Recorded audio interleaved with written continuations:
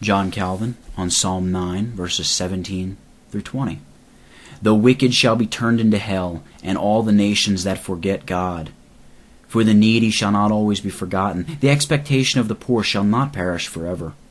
Arise, O Lord, let not man prevail. Let the heathen be judged in thy sight. Put them in fear, O Lord, that the nations may know themselves to be but men. Selah. The wicked return to the grave, all the nations that forget God.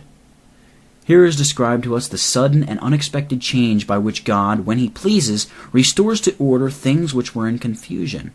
When, therefore, we see the wicked flying aloft, devoid of all fear, let us, by the eyes of faith, behold the grave which is prepared for them, and rest assured that the hand of God, although it is unseen, is very near, which can turn them back in the midst of their course, in which they aim at reaching heaven, and making them tumble into hell in a moment.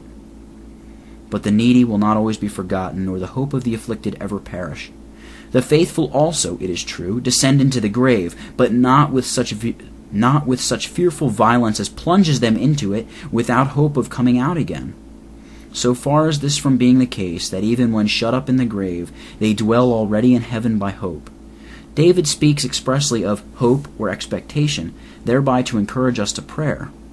The reason why God seems to take no notice of our afflictions is because he would have us to awaken him by means of our prayers, for when he hears our requests, as if he began then to be mindful of us, he stretches forth his powerful hand to help us.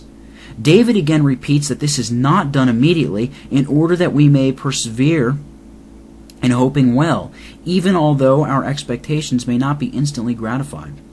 Strike them with terror, O Lord. Let the nations know they are but men.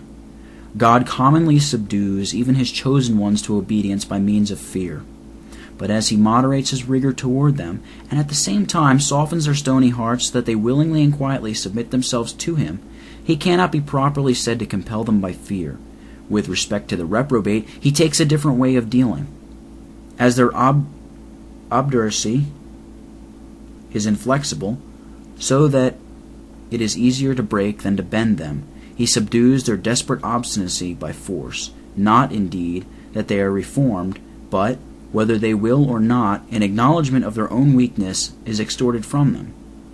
Augustine has well and wisely said that the whole humility of man consists in the knowledge of himself.